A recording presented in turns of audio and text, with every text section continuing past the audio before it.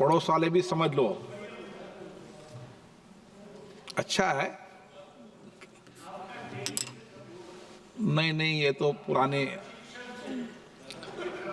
यहाँ पे आप जैसे लोगों के अनुभव का लाभ मिलता है इनको, पर आप थोड़ा अनुभव ठीक दो इनको। श्री उमेश पटेल। और सामने से माननीय अध्यक्ष महोदय जी, मैं आपदा प्रबंधन संशोधन विधेयक 2024 पर अपना समर्थन करने के लिए सदन में खड़ा हुआ हूं, जो आपदा प्रबंधन अधिनियम 2005 में संशोधन करना चाहता है। पिछले कुछ वर्षों में आपदाओं से निपटने पर वैश्विक बहस का ध्यान धीरे धीरे घटना के बाद के नुकसान को संबोधित करने से प्रभावी निगरानी और ऐसी घटनाओं की रोकथाम में स्थानांतरित हो गया है, जो मनुष्य और सामग्री को समान रूप से भारी नुकसान पहुंचाते हैं। लेकिन इन आपदाओं का प्रभाव हमेशा सभी समुदायों पर संतुलित नहीं होता है। कुछ समूह प्राकृतिक और मानव प्रेरित कमजोरियों के संयोजन के कारण असमान रूप से प्रभावित होते हैं। भारतीय मुख्य भूमि दुनिया की लंबी तट रेखाओं में से एक है, जिसकी लंबाई 7,516 किलोमीटर है। इस समुद्र तट का लगभग 2,800 किलोमीटर हिस्सा अरब सागर के साथ चलता है। भारत में 5 राज्य और 2 केंद्र शासित प्रदेश अरब सागर के साथ एक सीमा साझा करते हैं, जिसमें मेरा संसदीय क्षेत्र दमन और दीव भी शामिल है। मेरे संसदीय क्षेत्र की आबादी का एक बड़ा प्रतिशत जीविका के लिए मच्छी पकड़ने पर निर्भर है। उनमें से अधिकांश छोटे स्तर के मछुआरे हैं, जिनके पास अपनी बहुत कम परिसंपत्तियां हैं। प्रतिकूल जलवायु घटना की स्थिति में उनके ट्रॉलर, नौकाओं, मछली पकड़ने के जाल बह जाने या मरम्मत से परे क्षतिग्रस्त होने की संभावना होती है।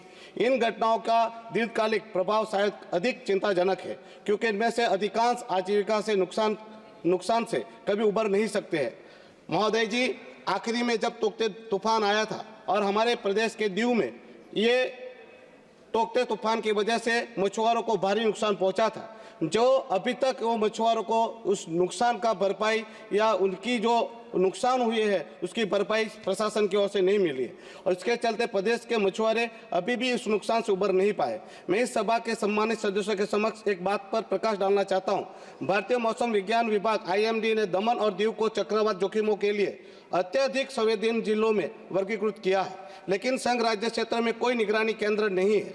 इसके साथ ही दमन और दीव में या इसके आसपास के क्षेत्र में राष्ट्रीय आपदा प्रतिक्रिया बल NDRF की कोई इकाई नहीं है। हमें यह समझने की जरूरत है कि मेरे अपने संसदीय क्षेत्र सहित कुछ स्थानों का परिदृश्य ऐसा है कि यदि प्रतिकूल जलवायु घटनाओं के कारण कुछ पुल, सड़कें अनुपयोगी हो जाती है, तो पूरा क्षेत्र पड़ोसी जिलों से दुर्गम हो सकता है। ऐसी स्थिति में राहत और पुनर्वास के प्रयासों को गंभीर रूप से विफल किया जा सकता है। इसलिए यह सुनिश्चित करना अत्यंत महत्वपूर्ण है कि आपदा राहत कर्मियों को भेजा जा सके, ताकि महत्वपूर्ण प्रतिक्रिया समय बचाया जा सके। मैं केंद्र सरकार से दमन और दीव में एक निगरानी स्टेशन और एक NDRF इकाई स्थापित करने का आग्रह करता हूँ। महोदय जी, मैं एक बात और भी कहना चाहता हूँ। हमारे दमन में जो मेरा संसदीय क्षेत्र है और मेरा निवास स्थान भी है, वहाँ पर दमन गंगा नदी आई हुई है। वो काफ़ी प्रदूषित हो चुकी है। आप गूगल मैप से देखोगे तो ये पूरी नदी काली दिखती है।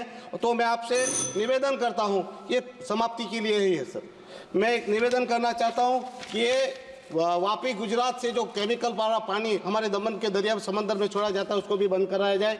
और मैं ये डिजास्टर मैनेजमेंट का समर्थन करता हूँ। धन्यवाद। श्री इंद्राहंग सुब्बा। सामने से।